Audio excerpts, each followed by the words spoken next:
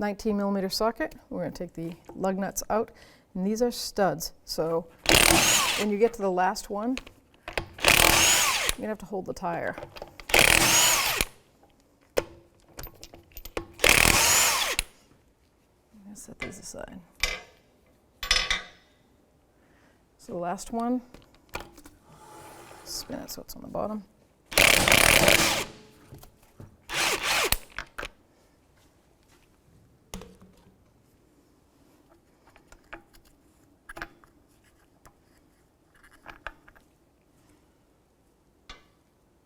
Just grab the tire and lift it off.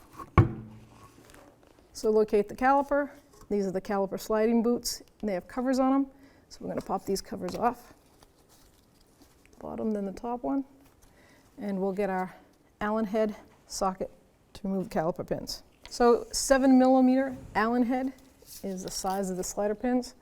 So we're going to put the Allen head socket right in there and take the pin right out.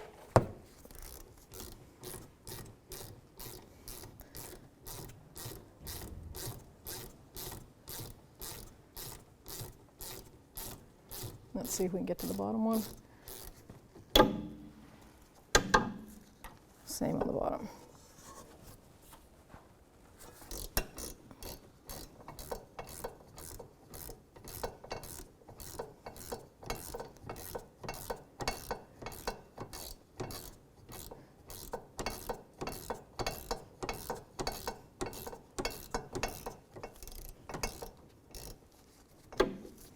Before I take those pins completely out, I'm going to break my bleeder screw free. It's a 10mm socket or wrench.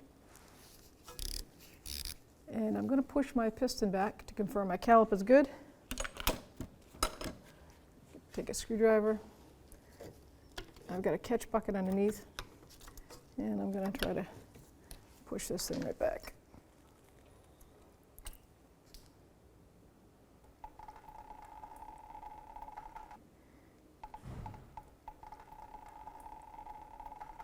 There we go, put some pressure on it. Then I'm going to take my 10mm wrench or socket. I'm going to snug the bleeder screw up.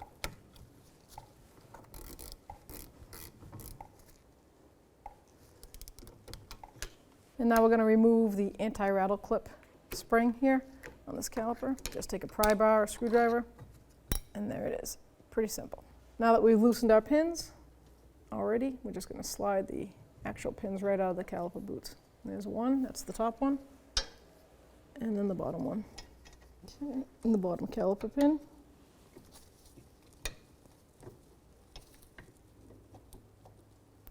Let's get a little twist. Pull that caliper right out of the way. There's the pin. Just going to take it all the way out for cleaning. Remove the outer pad and the inner pad.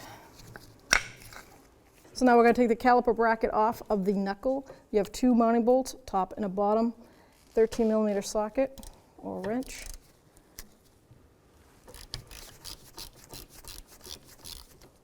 I'm going to loosen the bottom one. Can't miss it.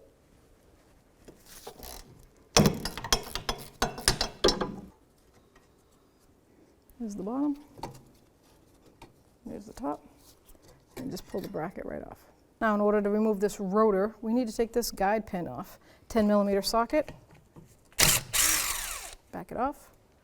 Set it aside. We will reuse that. And then just grab your rotor, tap it off. 17mm socket or wrench. And you're going to loosen up this 4 of these mounting bolts on the back side of this knuckle for this wheel bearing. And you're going to take all 4 of them out.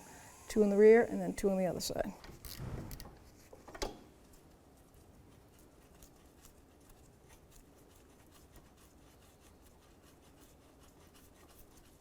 All 4 are going to be the same length and size.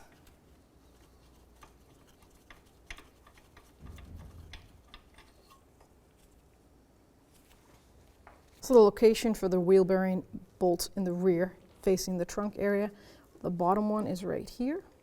And the inner one, you're going to need a little extension. It's down inside this bored out hole in the knuckle. It's right in there.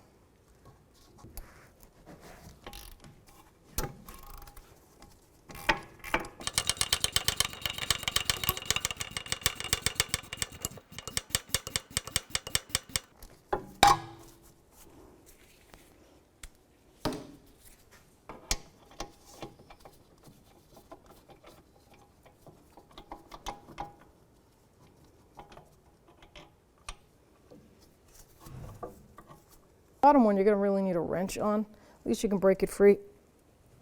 And then use your own hands to probably back it out.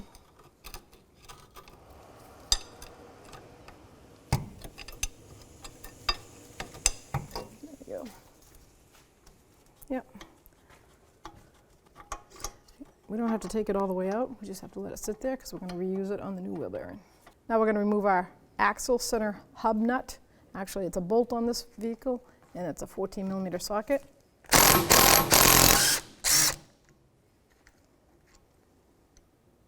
I'm going to put one of the bolts in the back, the easy one to get to, like the bottom one. I'm just going to thread it in a couple of turns so that when I hit this with a hammer, the actual bearing doesn't fall out. Now I can take that bolt off by hand and just slide this out. So it's actually stuck on that axle spline. I'm going to give it a little spray. And then I'm going to go get a brass punch, give it a tap. Brass punch didn't work, so now I'm just going to hold on to this hub, use an air chisel, and seat it and see if I can vibrate this CV shaft out. There it goes. And now I'm just going to take a wire brush and I'm going to clean all this up, especially the rust on these axle splines. And then right in here where the aluminum gets oxidized.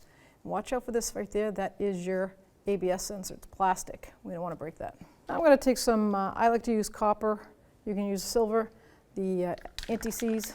I'm going to fill it in here on these splines and on the aluminum so that in the future, hopefully, this won't get frozen like it did on this. And as you can see, you have 4 mounting holes with a little like bump out here, but these are the 2 shorter, closer together.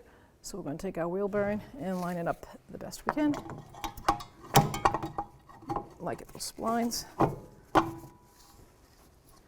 And you can put your hand back there and see if you can push that axle through. Then I'm going to take some of the mounting bolts. See if I can center one of them, get them started. I'm actually going to try to do this to all 4 before I even bother trying to tighten or anything. Because you want that movement of that bearing. You want to be able to move it around to get that bolt centered in the thread so that no chance of cross threading. Get the 2 front ones almost flush mounted. I'm going to go to the back side, do the same with this. And the last one goes on the top. This is the one that you need the long socket or the extension for.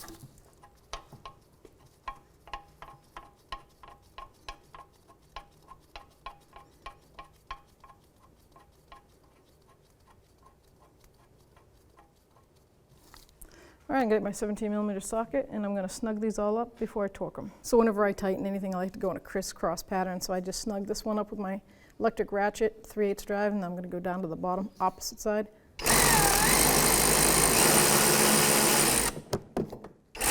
And like I said, I'm just snugging them up because I'm going to torque them down after. So now I'm going to go over here to this side.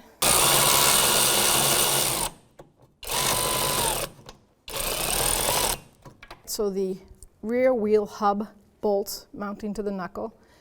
This is going to give you the torque specs, and it says to do it on opposite sides, just like I said earlier. You start off at 25 Newton meters, which is like 18.4 foot-pounds. Then you go to 60 Newton meters, and then you go to an additional 60 degrees. So let's give it a shot. All right, now I'm going to go down opposite side.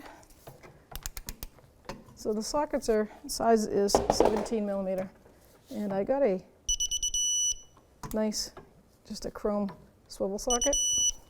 Down in that bottom one, it's really tough to get to. I'm going to get to the, I'm going to go to the top over here. Okay, and then the last one. All right, so that is 25 Newton meters, 18.4. Now we're going to move up to 60 Newton meters, 44.2 foot-pounds, and do the same sequence.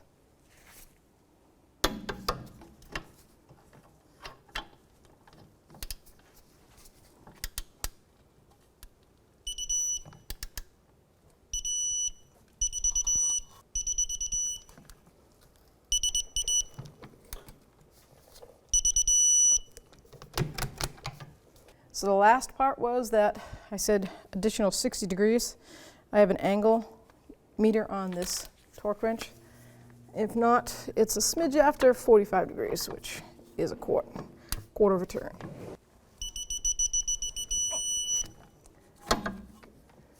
Here we go.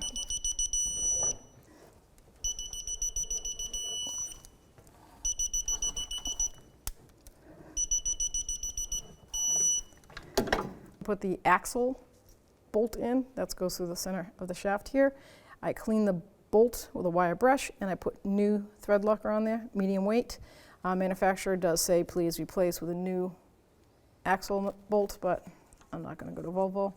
I looked at the threads, they looked good. If you feel yours are compromised, please go get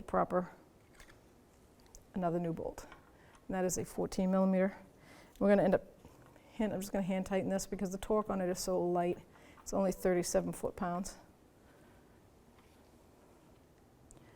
No, that's a 14 millimeter socket. If you find it hard to hold onto that hub, stop it from spinning, the old trick in the book is put 2 lug nuts, thread them in by hand. If you had studs, you could do this, where European cars like to use stud lug. Then I'm going to get a pry bar. I'm just going to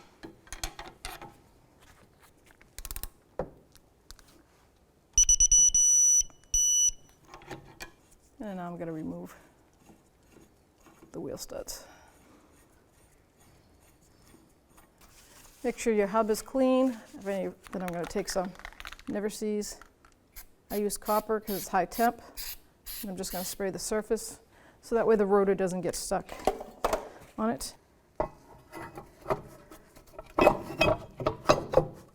Now you see that hole, you want to line that up with one of those right there. Confirm that the wheel studs line up. Then I'll take that guide pin and I'll thread it. I'm going to bottom that out, and that's a 10 millimeter. So the torque spec 10 millimeter socket is 7.4 foot-pounds. Just enough to snug it. Now I'm going to install that bracket. Put the top bolt in first. Make sure you hand start it. I'm just going to bottom it right out because the torque spec is 37 foot-pounds. So it's not that strenuous.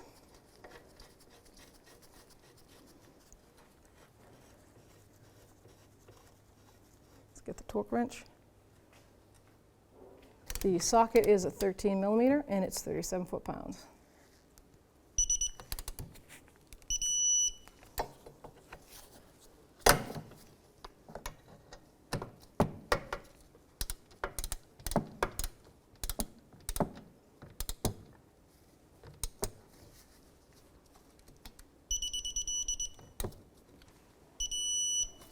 I'm just going to double check.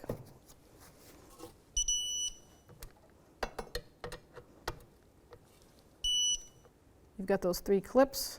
They go in the center of that piston. And you're just going to evenly push on it, just like that. Putting on them, you want that to be able to slide freely, just like that. Now we'll take our caliper, do the same with the inner pad. Perfect. I like to take the caliper and I'll just move it around until I feel the threads. And there they go. And that is an Allen head 7 millimeter socket. We're going to thread them all by hand. And then we'll torque these down. Torque specs on this is 20 foot-pounds for the slider pins. Okay, so the torque, like I said, is 20 foot-pounds, 7 millimeter Allen head. I bottomed them out by hand, and that's how simple that one is.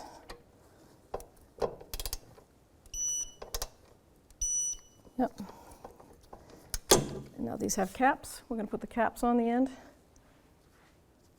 They just go right on that boot. Slide them right in. That stops any sand, salt, wherever, snow, whatever you have in your area from destroying that slider pin. Last thing to put on is the anti-rattle spring. The pads come with a new one. This is really easy to install. Goes like that. So I'm going to put the top one in first, and then the bottom one. You could use a pair of pliers if you need to, but it's pretty simple. And then I just take a little hammer sometimes and I'll tap it on to confirm that spring went all the way in the little hole there. Now you're just going to pump your brakes up, and then you can gravity bleed them. Remount the tire, line up the stud holes, hold it, and start one by hand. Might have to wiggle this around to center the first one. Thread it on there. Get one more on the top. Do the same. Then I'm going to take my socket and just snug them up. Now I can put the other 3. 19 millimeter, we're going to torque the wheel. Torque specs is 81 foot-pounds. Do it in a star pattern.